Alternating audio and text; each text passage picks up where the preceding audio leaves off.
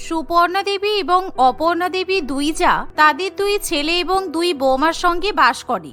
সুপর্ণা দেবী যেহেতু অনেক ধনী পরিবারের মেয়ে আর তার স্বামী অনেক টাকা রোজগার করে, সেই জন্য সে তার বৌমাকে একেবারে তুলোই করে রেখে দেয়। আর একই বাড়িতে থাকা সত্ত্বেও অপর্ণা দেবী যেহেতু গরিব, তাই সে তার বৌমাকে খুব একটা যত্ন করতে পারে না। আর এখন তাদের দুই বৌমা টুম্পা এবং ঝুমকি দুজনেই অন্তঃসত্ত্বা। মা, আজকে আমার শরীরটা খুব খারাপ লাগছে, খুব দুর্বল লাগছে জানেন। এটা আমার প্রথম বাচ্চা তো, তাই নাকি এরকম একটু হয় শুনেছি। আমি তোমাকে সেই সকাল থেকে বলছি একটু হলুদ মেশানো দুধ খেয়ে নাও, কিন্তু তুমি এখনো দুধ খাওনি, সেই জন্যই তো তোমার দুর্বল লাগাটা স্বাভাবিক। আমি কি করে দুধ খাবো? আপনার ছোট জায়ের ছেলের বউ আমাকে এখনো দুধ খেতে দেয়নি। আমি সেই কখন থেকে বলেছি, ও রান্নাঘরে সবার জন্য রান্না করেই যাচ্ছে, কিন্তু আমার শরীরের দিকে ওর কোনো খেয়ালই নেই। এমন কথা শুনে সুপর্ণা দেবী খুবই রেগে যায়, আর সে তখনই রান্নাঘরে গিয়ে ঝুমকিকে খারাপ কথা শোনাতে শুরু করে। তোমাকে আমি বলেছি আমার ছেলের বউয়ের ঠিক মতো খেয়াল রাখতে, কিন্তু তুমি কোনো কাজ ঠিক করে করতে পারো না। এদিকে আমার স্বামী আর ছেলে তোমাদের পরিবারের খরচা টানবে, তুমি অন্তঃসত্ত্বা তোমাকে ভালো মন্দ খাওয়াবে, কিন্তু তুমি আমার কথা শুনবে না? এটা তো হতে পারে না। আমার বৌমা এখনো পর্যন্ত কেন দুধ খেতে পায়নি? জেঠিমা, সকাল থেকে আমি অনেক রান্না বান্না করছি আর আমার শরীরটা ঠিক ভালো লাগছে না, তাই আমি দিদিকে দুধ দেওয়ার কথাটা ভুলেই গেছি, কিন্তু আমি এখনই দুধের মধ্যে হলুদ মিশিয়ে দিদিকে দিয়ে আসছি। থাক, এই বেলায় তোমাকে আর আমার বৌমাকে গ্লাসে করে দুধ খাওয়াতে হবে না, তুমি বরঞ্চ ওর জন্য গরম গরম স্যুপ আর তার সাথে ভাত নিয়ে যাও। এই বলে সুপর্ণা দেবী সেখান থেকে চলে যায়, আর ঝুমকি তার বড় জায়ের জন্য গরম গরম ভাত এবং স্যুপ নিয়ে যায়। এভাবেই ঝুমকি অন্তঃসত্ত্বা অবস্থাতেও সবাইকে ভালো ভালো খাবার রান্না করে খাওয়ায়, আর এসব করতে গিয়ে ঝুমকির খাওয়া দাওয়া করতে দেরি হয়ে যায়। এমনই একদিন সবার খাওয়া দাওয়া হয়ে যাওয়ার পর ঝুমকি একা একা খাবার খেতে বসে। বৌমা, এটা তোমার প্রথম বাচ্চা, তাই তুমি শরীরের এভাবে অযত্ন করো না। আমি তোমার জন্য ফল কেটে নিয়ে এসেছি, তুমি ফল খেয়ে নাও, কারণ এই সময় ফল খাওয়া কিন্তু খুবই দরকার। না না মা, আমার ফল খেতে একদম ইচ্ছে করছে না। আপনি এত দামি দামি ফল কোথা থেকে পেলেন? এগুলো তো মনে হয় টুম্পা দিদির। টুম্পা দিদি যদি এখন জানতে পারে আমি ওর ভাগের ফল খেয়ে নিচ্ছি, তাহলে কিন্তু আমার সঙ্গে খুব ঝগড়া করবে। এই বাড়িতে ও যেমন অন্তঃসত্ত্বা, তেমন তুমিও অন্তঃসত্ত্বা, সুতরাং ফ্রিজে যা খাবার আছে তুমিও সেগুলো খেতে পারো, ও আহামরি এমন কিছু মনে করবে না।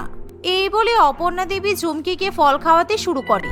আর অন্যদিকে এমন সময় সুপর্ণা দেবী যখন তার বৌমার জন্য ফ্রিজ থেকে ফল বের করে কাটতে যাবে, তখন সে দেখে যে ফ্রিজ থেকে দামি দামি ফল গায়েব হয়ে গেছে। আর সে যখন দেখে যে তার ছোট যা নিজের অন্তঃসত্ত্বা বৌমাকে ফলগুলো কেটে খাওয়াচ্ছে, তখন সে ভীষণ পরিমাণে রেগে যায়। অপর্ণা, তুই তো ভালো করেই জানিস ডাক্তার বাবু আমার বৌমাকে ফল খেতে বলেছে, আর তুই ফ্রিজ থেকে ফল বের করে সেগুলো কেটে তোর বৌমাকে আদর করে খাওয়াচ্ছিস। হ্যাঁ, তাতে কি হয়েছে? আমার বৌমার শরীরটা ভালো নেই, বৌমা ভীষণ দুর্বল হয়ে গেছে, তাই ওকে দুটো ফল কেটে খাওয়াচ্ছি। তাই আমি যদি ওকে দুটো ফল কেটে খাওয়াই, তাহলে কি তোমার বৌমার ভাগের থেকে ফল কমে যাবে? কাকিমা, এই ফলগুলো আমার শাশুড়ি মা সুপার মার্কেট থেকে অনেক দাম দিয়ে কিনে নিয়ে এসেছে, কারণ এই ফলগুলো এমনি বাজারে পাওয়া যায় না। সুতরাং একমাত্র আমার অধিকার আছে এই ফলগুলো খাবার। তোমরা গরিবদের মতো থাকো না। এতই যদি তোমার অন্তঃসত্ত্বা বৌমাকে ফল খাওয়াতে ইচ্ছে করে, তাহলে বাজার থেকে শসা কিনে নিয়ে এসে খাওয়াও। এই বলে টুম্পা এবং তার শাশুড়ি মা দুজনে মিলে ঝুমকির মুখ থেকে ফল কেড়ে নেয়, আর তাকে একটাও ফল খেতে দেয় না, যার ফলে ঝুমকি এবং তার শাশুড়ি মায়ের খুবই খারাপ লাগে। এভাবেই দেখতে দেখতে কিছুদিন কাটে, আর দুই বৌমার 7 মাসের স্বাধীর অনুষ্ঠান চলে আসে। কিন্তু এমন সময় দুই বৌমার মধ্যে অনেক দ্বিচারিতা করা হয়। এই অপর্ণা, আমার বৌমার সঙ্গে তোর বৌমাকেও আজকে সবাই মিলে স্বাদ খাওয়াবে, আর আমি যেহেতু এই অনুষ্ঠানের পেছনে অনেক টাকা খরচা করছি, আর তোরা তো 1 টাকাও দিতে পারছিস না, তাই তোর বৌমাকে বলবি ভালো মন্দ রান্না করতে। আমি কিন্তু কোনো রাঁধুনি রাখিনি। কিন্তু দিদি, আমার বৌমারও তো ভরা মাছ চলছে, ও এখন যদি রান্না বান্না করে তাহলে তোর বাচ্চার শরীরের ক্ষতি হতে পারে। এতই যখন বৌমার শরীর খারাপ নিয়ে চিন্তা, তাহলে নিজের টাকা দিয়ে স্বাদের অনুষ্ঠান করিয়ে নে। আমাদের সাথে একসাথে স্বাদের অনুষ্ঠান করতে গেলে, আমাদের টাকা পয়সাতে খেতে গেলে আমাদের হয়ে কাজ করতেই হবে। এই বলে সুপর্ণা দেবী সেখান থেকে চলে যায়, আর ঝুমকি সেই স্বাদের অনুষ্ঠানের সমস্ত রান্না বান্না করে। এভাবেই দেখতে দেখতে কিছুটা সময় পেরিয়ে যায়। আর যখন দুই বৌমাকে স্বাদ খাওয়ানোর সময় আসে তখন বড় বৌমাকে ভালো ভালো মাছ, ডাল ইত্যাদি খেতে দেওয়া হয়। অন্যদিকে ঝুমকির জন্য এঁটো কাটা পড়ে থাকে, তাই তার কপালে আর স্বাদ খাওয়া জোটে না। এভাবেই দেখতে দেখতে 1 মাস কাটে আর দুই বৌমার ডেলিভারির সময় চলে আসে। আমার বৌমাকে এখনই নার্সিং হোমে ভর্তি করতে হবে, আজকেই মনে হয় আমার নাতি কিংবা নাতনি আসতে চলেছে। এই বলে সুপর্ণা দেবী তার ছেলেকে সঙ্গে নিয়ে নিজের বৌমাকে নার্সিং হোমে নিয়ে চলে যায়। অন্যদিকে ঝুমকি পেটের ব্যথায় কষ্ট পেতে শুরু করে, আর যেহেতু সে এতদিন ধরে বাড়ির সমস্ত কাজকর্ম করে আসে তাই তার প্রসব যন্ত্রণা অনেকটাই বেশি হয়। বিকাশ, এখনই তোর বউকে কোনো চিকিৎসা কেন্দ্রে নিয়ে যেতে হবে, তা না হলে ওর কিন্তু বাড়িতেই ডেলিভারি হয়ে যাবে। মা, জেঠিমা তো বাড়ির গাড়ি নিয়ে চলে গেছে, আর এখন তো আমি বাইরে কোনো অটো বাস কিছুই তো পাচ্ছি না। আমার বউকে আমি কি করে চিকিৎসা কেন্দ্রে নিয়ে যাই বলো তো? আমি তো কিছুই বুঝতে পারছি না। বিকাশ এমন কথা বললে অপর্ণা দেবীর কিছু করার থাকে না, তাই সে দাইমা জয়াকে ফোন করে আর কিছুক্ষণের মধ্যে জয়া বাড়িতে চলে আসে। তুই চিন্তা করিস না অপর্ণা, তুই শুধু আমাকে এক বাটি গরম জল আর একটা তোয়ালে দে, তোর নাতি নাতনি খুব সুস্থভাবে জন্ম নেবে, তোর কোনো নার্সিং হোম কিংবা চিকিৎসা কেন্দ্রে যাওয়ার দরকার পড়বে না। দাইমা এই কথা বললে অপর্ণা দেবী মনে মনে শান্তি পায়। আর কিছুক্ষণের মধ্যেই ঝুমকি বাড়িতেই ছোট্ট পুত্র সন্তানের জন্ম দেয়। অন্যদিকে নার্সিং হোমে টুম্পা এক কন্যা সন্তানের জন্ম দেয়। আর সুপর্ণা দেবী যখন টুম্পাকে নিয়ে বাড়িতে ফিরে আসে তখন সে জানতে পারে যে ঝুমকির ছেলে হয়েছে। আর যা দেখে সুপর্ণা দেবী একেবারে তেলে বেগুনে জ্বলে ওঠে। আমি আমার বৌমার এত খেয়াল রাখলাম, তবুও আমার নাতনি হলো, আর আমার ছোট জায়ের বৌমার ছেলে হয়ে গেল। আমি কিছুতেই সহ্য করতে পারছি না। আর এখন ওর নাতি হয়েছে বলে ও তো খুব অহংকার দেখাবে, কিন্তু আমি ওকে আর ওর বৌমাকে সবসময় জুতোর তলায় রাখবো। এভাবেই কিছুদিন কাটে। একদিন, মা, 9 মাস ধরে আমি আমার এই ছোট্ট মেয়েটাকে পেটের মধ্যে ধরে রেখেছিলাম, তাই আমার কিন্তু খুব কষ্ট হয়েছে। এখন কিন্তু আমি আপনার নাতনির পেছনে খাটাখাটনি করতে পারবো না, আপনি বাড়িতে আয়ামাসি রাখার ব্যবস্থা করুন। বাড়িতে তোমার গরিব ছোট যা থাকতে তুমি আবার আয়ামাসি রাখার কথা বলছো কেন? ও নিজের ছেলে আর তোমার মেয়ে দুজনেরই দেখাশোনা করবে।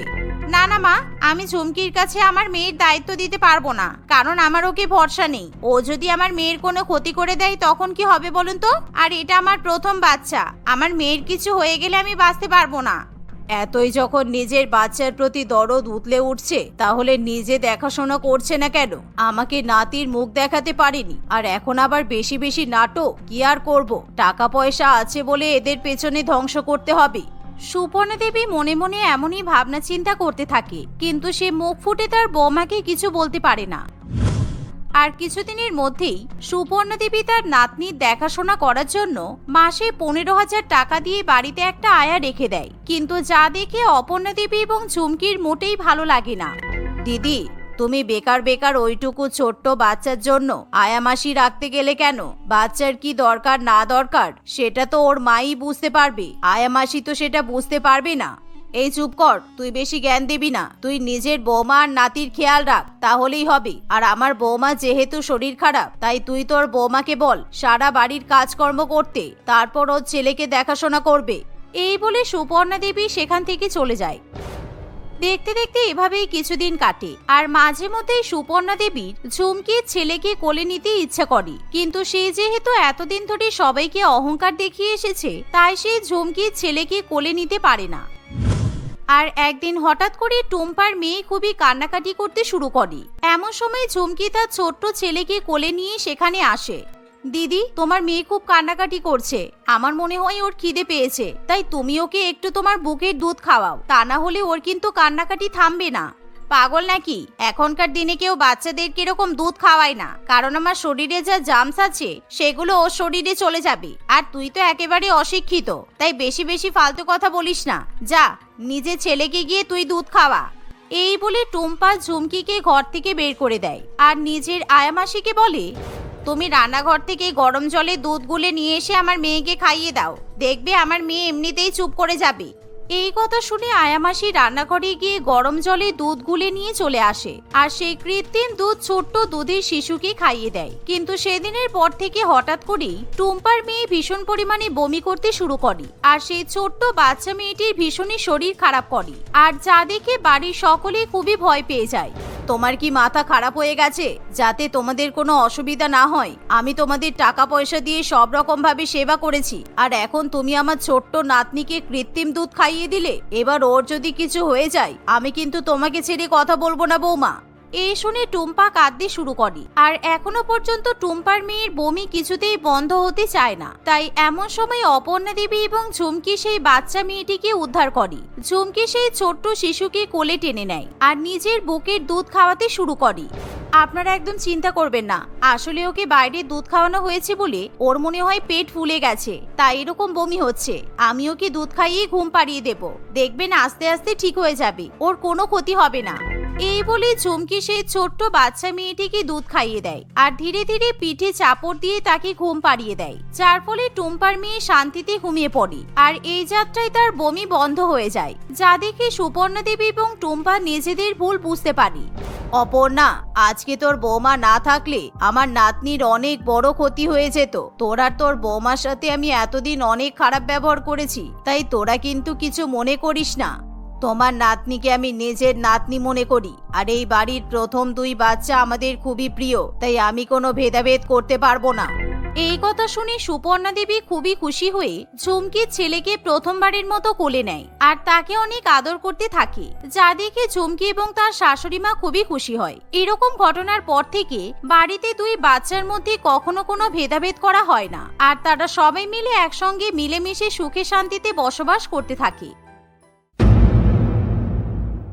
আজকে অনিমেষ ভীষণ দুঃখিত, কারণ আজকে সে তার চাকরিটা হারিয়ে ফেলেছে। অফিস থেকে বেরিয়ে সে তার চোখের জল ধরে রাখতে পারে না। দুঃখী মনে সে রাস্তার ধারে একটি গাছের নিচে বসে পড়ে। এমন সময় তার স্ত্রী মধুমিতা তাকে ফোন করে। হ্যালো অনিমেষ, তুমি কখন বাড়ি আসবে? আমি তোমাকে অনেকদিন ধরেই বলছি, তুমি কিন্তু আমার কোনো কথা শুনছো না। আমার একটা নতুন গাড়ি লাগবে, আমরা আজকেই নতুন গাড়ি দেখতে যাব। তুমি কি পাগল হয়ে গেছো মধুমিতা? গাড়ি কেনার মতো টাকা আমার কাছে নেই, সেটা তো তুমি ভালো করেই জানো। আমার এক মাসের স্যালারি দিয়ে গাড়ি কেনা সম্ভব নয়। সেসব আমি কিছু জানি না, আমার নতুন গাড়ি চাই চাই চাই, আর এই মাসের মধ্যেই আমার নতুন গাড়ি চাই। এই বলে মধুমিতা ফোন রেখে দেয়। মধুমিতার এরকম কথা শুনে অনিমেষের দুশ্চিন্তা আরো দ্বিগুণ হয়ে যায়। অনিমেষ নিজেকে দোষারোপ করতে শুরু করে। অনিমেষ ওই শহরে তার মা চারুলতা দেবীর সঙ্গে বাস করত। অনিমেষের মাসিক বেতন কম হওয়ায় সে কিছুতেই বিয়ে করতে চাইতো না। বাবা, এরকম করিস না তুই, ওই মেয়েটা তোকে বিয়ে করতে রাজি হয়ে গেছে। এবার অন্তত তুই এত ভালো সম্বন্ধটা হাতছাড়া করিস না। মেয়েটা খুব ভালো আর গুণী, তোর ঘর সংসার ভালো মতো সামলে নেবে। এবার যদি তুই বিয়েটা না করিস তাহলে কিন্তু অনেক দেরি হয়ে যাবে। মা, তুমি তো জানো আমার স্যালারি কত কম, এই স্যালারি দিয়ে আমি ঘর সংসার চালাবো কি করে? তোর বউ কি তোর কাছে বাড়ি গাড়ি সোনা গহনা এসব চাইবে? দুবেলা দুমুঠো খাবার খেতে দিলেই মেয়েরা খুশি, আর কিচ্ছু চায় না মেয়েরা। অনিমেষ শেষ পর্যন্ত বিয়ে করার জন্য রাজি হয়, কিন্তু বিয়ের পর অনিমেষের জীবনে নানান রকমের সমস্যা শুরু হয়। বিয়ের দুদিন পর মধুমিতা অনিমেষকে বলে, অনিমেষ, তুমি আমাকে বিয়ের দিন কোনো উপহার দাওনি কেন? তুমি জানো বিয়ের দিন নতুন বউকে উপহার দিতে হয়। আমার বন্ধুর বর ওকে একটা সোনার নেকলেস গিফট করেছে, আমারও ওরকম সোনার নেকলেস চাই। কিন্তু মধুমিতা, তুমি তো জানো বিয়েতে আমার অনেক খরচ হয়ে গেছে, আমার হাতে এখন পুরোপুরি ফাঁকা। এই মুহূর্তে সোনার নেকলেস কিনে দেওয়াটা আমার পক্ষে কিছুতেই সম্ভব না। আমি বরং তোমাকে অন্য কোনো কিছু একটা কিনে দেবো, কেমন? না, আমার সোনার নেকলেস চাই। আমি আমার বন্ধুকে দেখাবো না যে আমার বর বিয়েতে আমাকে কি উপহার দিয়েছে। এভাবেই মধুমিতা বিয়ের দুদিন পর থেকেই জেদ করা শুরু করে দেয়। মধুমিতা ভীষণই জেদি প্রকৃতির মেয়ে ছিল, সে কিছুতেই তার বরের কথা বোঝার চেষ্টা করত না। শেষ পর্যন্ত অনিমেষ স্যালারি পেলে তার স্যালারির পুরো টাকাটা দিয়েই মধুমিতার জন্য একটা নেকলেস কিনে দেয়। মধুমিতা খুবই খুশি হয়, কিন্তু কিছুদিন পরেই মধুমিতা আবার নতুন বায়না শুরু করে। আসলে সে নিজেকে তার বন্ধুদের কাছে কিছুতেই ছোট করতে চাইতো না। মধুমিতার বন্ধু কবিতা যখনই কোনো নতুন জিনিস কিনতো আর মধুমিতা সেটা দেখতে পেত, তখনই সে অনিমেষের কাছে ওই জিনিসটা নেওয়ার জন্য জেদ করত। এমনকি মধুমিতার ইচ্ছা পূরণ করার জন্য অনিমেষকে ব্যাংক থেকে লোন পর্যন্ত নিতে হয়। আর আজকে অনিমেষের চাকরিটা চলে যায়। অন্যদিকে মধুমিতা গাড়ি কেনার জন্য জেদ ধরে বসে থাকে। তুমি বাড়ি এসে গেছো? তুমি জানো কবিতার বড় কি কত দামি একটা গাড়ি কিনে দিয়েছে? ওই গাড়িটা নিয়েও খুব বড়াই করছে। আমিও গাড়ি কিনে ওকে দেখিয়ে দিতে চাই আমি কোনো অংশে কম নই। অনিমেষ মধুমিতার কথার উত্তরে কিছুই বলতে পারে না। তার চাকরি চলে গেছে এটাও সে মধুমিতাকে বলতে পারে না। ঠিক তখনই মধুমিতার ফোনে একটা কল আসে। মধুমিতার বন্ধু কবিতা তাকে ভিডিও কল করেছিল। মধুমিতা তার ঘরে গিয়ে তার বন্ধুর সঙ্গে কথা বলতে শুরু করে। এই দেখ আমার নতুন গাড়ি, কেমন হয়েছে বল? কালকে গাড়িটা নিয়ে আমি ঘুরতে বেরোবো, তুই কি যাবি নাকি আমার সঙ্গে? না রে, আমি তো কালকে যেতে পারবো না। আসলে কালকে আমি আমার বরের সঙ্গে গাড়ির শোরুমে যাব। তুই তো জানিস আমারও গাড়ি কেনার কত ইচ্ছা। আমার বরের সময় হচ্ছে না বলে, না হলে এতদিনে অনেক আগেই গাড়ি কিনে নিতাম। আর দেখবি আমি তোর থেকেও ভালো আর দামি গাড়ি কিনবো। আমার গাড়ি দেখে তুই অবাক হয়ে যাবি। দরজার বাইরে থেকে অনিমেষ মধুমিতাকে এই ধরনের কথা বলতে শোনে। এই কারণে আমি মাকে বলেছিলাম আমি বিয়ে করতে চাই না। মা তো কিছুতেই আমার কথা শোনেনি। মা বলেছিল দুবেলা দুমুঠো খাবার দিলেই মেয়েরা খুশি থাকে, কিন্তু আমার কপালটাই খারাপ। অনিমেষ মনে মনে খুবই দুশ্চিন্তা করতে থাকে, কিন্তু সে তার দুশ্চিন্তার কথা কাউকেই বলতে পারে না। পরের দিনই সে নতুন কাজের সন্ধানে বেরিয়ে পড়ে, কিন্তু অনেকগুলো অফিস অনেকগুলো কোম্পানিতে খোঁজ করার পরও অনিমেষ কোনো চাকরি পায় না। শেষ পর্যন্ত অনিমেষ একটা ছোট্ট প্রাইভেট কোম্পানিতে যায়। সেখানকার বস মিস্টার হরিপদ বাবুর কাছে চাকরির জন্য অনিমেষ অনুনয় বিনয় করতে থাকে। দেখো, এই মুহূর্তে আমি তোমাকে কোনো চাকরি দিতে পারবো না। এখন তো জানো মার্কেটের অবস্থা কি। তোমাকে দেওয়ার মতো সত্যিই কোনো কাজ আমার কাছে নেই। এরকম বলবেন না স্যার, প্লিজ আপনি আমাকে যে কোনো একটা কাজ দিন। আমার একটা ভীষণ কাজের দরকার। কাজ না পেলে আমি মারা পড়ে যাবো একেবারে। দেখো, আমি তো বললামই আমার কাছে এই মুহূর্তে কোনো কাজ নেই। আমার যে ড্রাইভারটা ছিল সে দুদিন আগে কাজ ছেড়ে দিয়েছে, সেই জন্য আমাকে নিজে গাড়ি চালিয়ে অফিসে আসতে হচ্ছে। তোমার যদি কোনো অসুবিধা না থাকে তাহলে তুমি ওই ড্রাইভারের কাজটা করতে পারো। তবে তুমি গাড়ি চালাতে পারো তো? হ্যাঁ স্যার, আমি এই কাজটা করতে রাজি আছি। আমার কোনো অসুবিধা হবে না স্যার। আমি গাড়ি চালাতে খুব ভালো করেই পারি। আপনার কোনো সমস্যা হবে না। আচ্ছা ঠিক আছে, তুমি রোজ সকালবেলা করে গাড়ি নিয়ে আমার বাড়িতে চলে আসবে। তারপর অফিসে নিয়ে গিয়ে আমাকে সন্ধ্যাবেলা বাড়ি পৌঁছে দেবে। তারপর কিন্তু গাড়িটা তোমার নিজের বাড়িতেই রাখতে হবে। এই কথাটা শুনে অনিমেষের মাথায় হঠাৎ করেই খুব ভালো একটা আইডিয়া আসে। অনিমেষ খুবই খুশি মনে রাত্রিবেলা ওই গাড়িটা নিয়ে বাড়িতে ফেরে। সেই গাড়িটা দেখে মধুমিতা প্রচন্ড খুশি হয়, কিন্তু অনিমেষ কিভাবে গাড়িটা কিনতে পেরেছে এই নিয়ে তার মা চারুলতা দেবী মনে মনে দুশ্চিন্তা করতে থাকে। মধুমিতা, গাড়িটা পছন্দ হয়েছে তো? একেবারে নতুন মডেলের গাড়ি আমি তোমার জন্য কিনেছি। কেমন হয়েছে বলো? দারুণ হয়েছে অনিমেষ, দারুণ হয়েছে। তুমি যে এত তাড়াতাড়ি আমার স্বপ্ন পূরণ করবে আমি তো ভাবতেও পারিনি। আমি এখনই আমার বন্ধুকে ভিডিও কল করে দেখাচ্ছি। এই বলে মধুমিতা সঙ্গে সঙ্গে তার বন্ধুকে ভিডিও কল করে। দেখ আমার নতুন গাড়ি, বলেছিলাম না আমি তোকে একেবারে তাক লাগিয়ে দেব। তুই কি মনে করিস তোর বর তোকে একাই ভালোবাসে?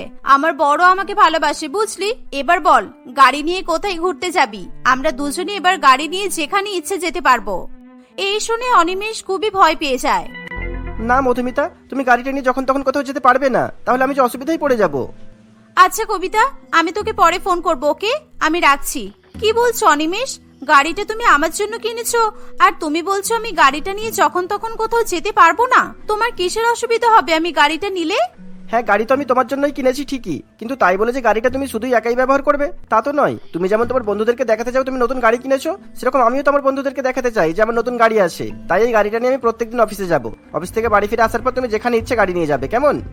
কিন্তু অনিমেষ, কালকে অন্তত আমাকে গাড়িটা নিয়ে যেতে দাও, তারপর না হয় তুমি অফিসে নিয়ে যাবে। কালকে তুমি, আমি আর মা তিনজন মিলে লং ড্রাইভে যাব, কিন্তু দিনের বেলা নয়, রাত্রিবেলা। আমি অফিস থেকে বাড়ি আসার পর আমরা তিনজনে লং ড্রাইভে যাব, কেমন? খুব মজা হবে। এই শুনে মধুমিতা খুবই খুশি হয়। ইয়ে, খুব মজা হবে। আর কালকেই আমি ফটো তুলে আমার ফেসবুক, ইনস্টাগ্রাম, হোয়াটসঅ্যাপ সব জায়গাতে স্ট্যাটাস দিয়ে দেব। সবাইকে জানিয়ে দেব আমি নতুন গাড়ি কিনেছি। এই বলে মধুমিতা তার নতুন গাড়ির সঙ্গে ফটো তুলতে ব্যস্ত হয়ে পড়ে। এই সুযোগে চারুলতা দেবী তার ছেলেকে বলে, বাবা অনিমেষ, তুই গাড়িটা কিভাবে কিনলি? মা, আমি গাড়িটা ইএমআই তে কিনেছি, আর এখন গাড়ি কেনা খুবই সহজ হয়ে গেছে। তুমি তো অত জানো না, তাই প্রত্যেক মাসে ইএমআই তে আমি টাকা দিতে পারবো। কোনো অসুবিধা হবে না, তুমি চিন্তা করো না। কিন্তু ওদিকে তো লোন বাকি আছে, লোনের টাকা আবার ইএমআই, তুই কিভাবে চালাবি বাবা? ও, আমি তো বলতেই ভুলে গেছি মা, আমার অফিসে প্রমোশন হয়েছে, সেই জন্যই আমি এরকম একটা সিদ্ধান্ত নিয়েছি। তুমি বেকার চিন্তা করছো, আমি সব সামলে নেব। তুমি চলো খাবার খেতে দাও, খুব খিদে পেয়েছে। পরের দিন থেকে অনিমেষ সময় মতো হরিপদ বাবুর বাড়িতে পৌঁছে যায়। সে হরিপদ বাবুকে ঠিক সময় মতো অফিসেও পৌঁছে দেয়। আবার সন্ধ্যাবেলা হরিপদ বাবুকে বাড়িতে ড্রপ করে দিয়ে সেই গাড়ি নিয়ে অনিমেষ বাড়িতে ফিরে আসে। অনিমেষ, মধুমিতা এবং চারুলতা দেবী তিনজনেই ওই গাড়ি নিয়ে ঘুরতে বেরোয়। এরকম ভাবেই সময় কাটতে থাকে। কিন্তু অনিমেষ গাড়ি চালিয়ে যা টাকা স্যালারি পায় সেই সব টাকাই মধুমিতা খরচ করে দেয়। এরকম ভাবেই দেখতে দেখতে 2-1 মাস কাটে।